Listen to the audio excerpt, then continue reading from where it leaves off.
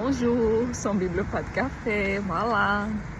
Donc, je te passe aujourd'hui parce que nous sommes arrivés au chapitre 25 du livre des psaumes. Et je rigole de moi-même. Pourquoi? Parce que hier, je passais par ici pour la vidéo en portugais.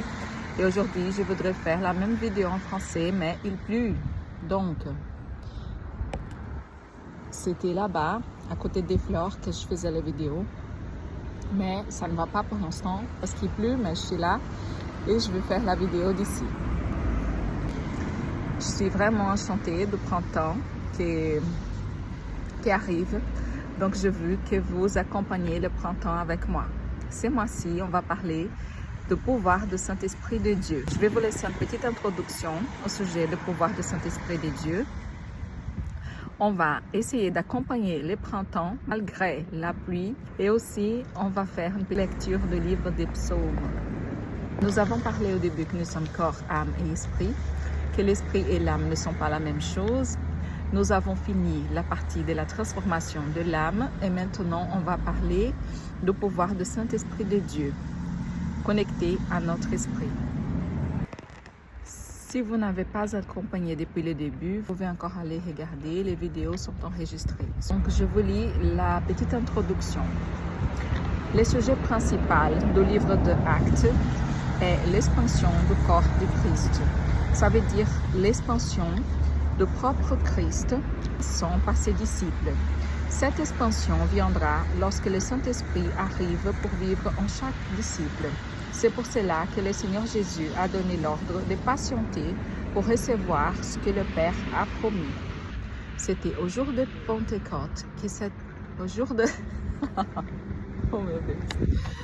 au jour de Pentecôte que cette promesse s'est accomplie. On va lire Actes chapitre 2. Le jour de Pentecôte, ils étaient tous ensemble dans le même lieu.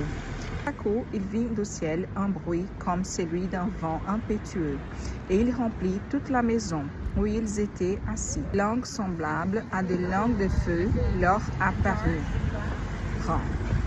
séparées les unes des autres, et se posèrent sur le chemin d'eux. Des langues semblables à des langues de feu leur apparurent, séparées les unes des autres, et se posèrent sur chacun d'eux. Et ils furent tous remplis du Saint-Esprit, et se mirent à parler en d'autres langues, selon que l'Esprit leur donnait de s'exprimer. Or, il y avait en ces jours à Jérusalem des Juifs, hommes pieux, de toutes les nations qui sont sous le ciel. Au bruit qui eut lieu, la multitude accourut, et elle fut confondue, parce que chacun les entendait parler dans sa propre langue. Ils entendaient tous dans l'étonnement et la surprise, et ils se disaient les uns les autres: voici ces gens qui parlent, ne sont-ils pas tous Galiléens? Comment les entendons-nous dans notre propre langue, à chacun dans notre langue maternelle? Ils étaient tous dans l'étonnement, et ne sachant que penser, ils disaient les uns aux autres: que veut dire ceci? Mais d'autres se moquant et disant: ils sont pleins de vin. Malheureusement, l'homme naturel ne peut pas comprendre les choses spirituelles. Donc, c'est un peu à ce sujet qu'on va parler pendant la prochaine journée. Mais je ne parle pas beaucoup car la pluie ne me laisse pas enregistrer la vidéo.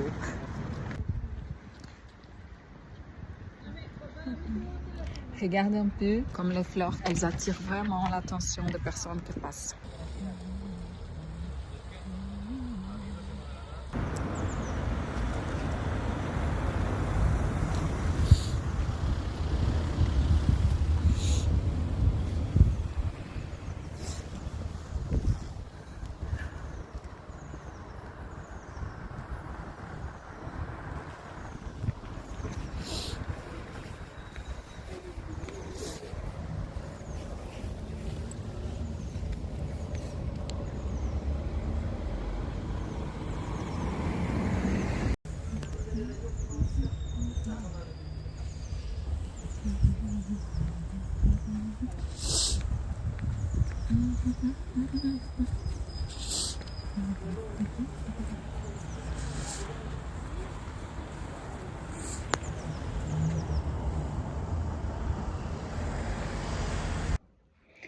Et voilà que nous avons commencé la vidéo en Belgique et on va finir au Brésil à cause de la pluie.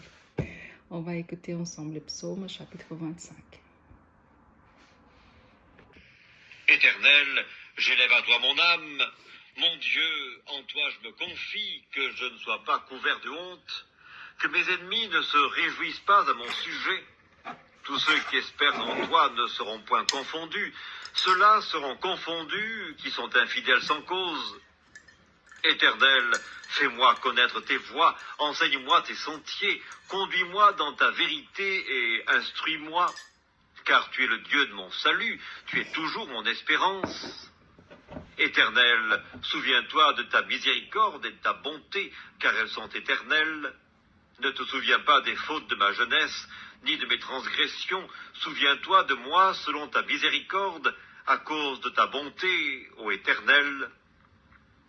L'Éternel est bon et droit, c'est pourquoi il montre aux pécheurs la voie. Il conduit les humbles dans la justice, il enseigne aux humbles sa voie.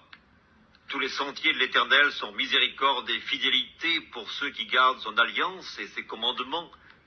C'est à cause de ton nom, ô Éternel, que tu pardonneras mon iniquité, car elle est grande. Quel est l'homme qui craint l'Éternel? L'Éternel lui montre la voie qu'il doit choisir. Son âme reposera dans le bonheur, et sa postérité possédera le pays. L'amitié de l'Éternel est pour ceux qui le craignent, et son alliance leur donne instruction. Je tourne constamment les yeux vers l'Éternel, car il fera sortir mes pieds du filet. Regarde-moi, et pitié de moi, car je suis abandonné et malheureux. Les angoisses de mon cœur augmentent. Tire-moi de ma détresse. Vois ma misère et ma peine, et pardonne tous mes péchés. Vois combien mes ennemis sont nombreux, et de quelle haine violente ils me poursuivent. Garde mon âme et sauve-moi, que je ne sois pas confus quand je cherche auprès de toi mon refuge, que l'innocence et la droiture me protègent quand je mets en toi mon espérance.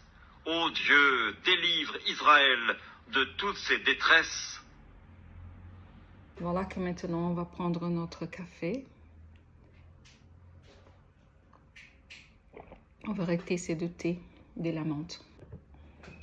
Voilà, j'ai remarqué que la dernière vidéo, elle a pris presque une centaine de visualisations. Si vous aimez ce genre de contenu, laissez votre like, commentaire, partagez-le pour qu'on puisse aller plus loin. Je vous souhaite une belle journée et un bon café.